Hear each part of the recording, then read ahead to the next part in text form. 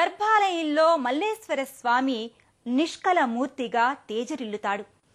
నిరాకారంగా పూజలందుకునే శివలింగాన్ని నిష్కలగా వ్యవహరిస్తారు. భారీ శివలింగాకృతిలో మల్లేశ్వర స్వామి పరంజ్యోతి స్వరూపునిగా మహాదేవదేవునిగా దర్శనమిస్తాడు.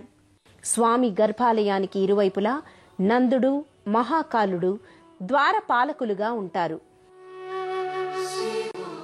భక్తుల పాలిటి బంగారు కొండ, సర్వకామ్యాల్ని నెరవేర్చే సర్వేశ్వరుడు ప్రధాన ఆలయంలో నెలకొని ఉంటాడు. గర్భాలయ ద్వారంపై గజలక్ష్మి అమ్మవారి రూపం గోచరిస్తుంది. గర్భాలయంలో ప్రత్యేక రాతి మంటపంలో మల్లేశ్వర స్వామి మహాలింగమూర్తిగా భక్తులకు దర్శన భాగ్యాన్ని అనుగ్రహిస్తాడు.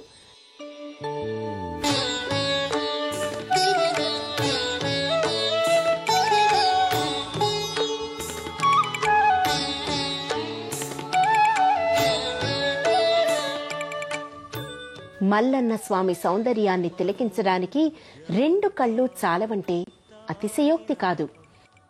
పాండవులు సేవించుకుని తరించిన ఈ మల్లన్న ఇప్పుడు ఇలా ఎన్నో వేల సంవత్సరాల అనంతరం మన కళ్ల ముందు నిలవడం అద్భుతం, ఆశ్చర్యం, మన పురాకృత పుణ్య విశేషం. ప్రతినిత్యం మల్లేశ్వర స్వామికి పంచామృతాభిషేకాన్ని నిర్వహిస్తారు. విశేష పర్వదినాల్లో ఈ అభిషేక వేడుక మరింత నేత్రపర్వంగా కొనసాగుతుంది. గోక్షీరం, కుంకుమ జలం, ఫలోదకాలతో, గంధ జలాలతో నానా విధాలుగా అభిషేక వేడుక ఓ రసార్ణవ ఆరాధనా పరంపరగా కొనసాగుతుంది. అభిషేకాలన్నీ పూర్తయిన తర్వాత మల్లేశ్వరుణ్ణి మనోహరమైన రీతిలో అలంకరిస్తారు.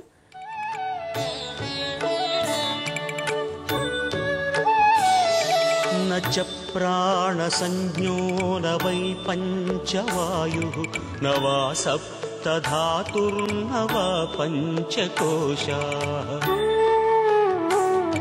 न वाक्पाणिपादं न चोपस्थपायु चिदानन्दरूप शिवोऽहं शिवोऽहं चिदानन्दरूप शिवोऽहं शिवोऽहम्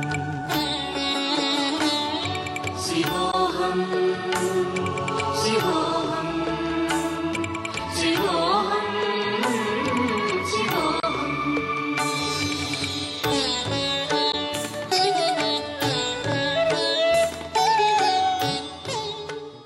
ఋషులు, దేవతలు, యుగ పురుషులు, సనాతనులు ఎందరెందరో అర్చించిన ఈ మల్లేశుడు భక్త సులభుడని ప్రతీతి.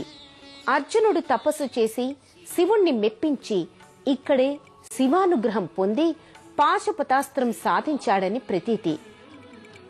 విజయుని తపస్సిద్ధి పొందినందువల్ల ఇది వరసిద్ధి క్షేత్రం అయింది.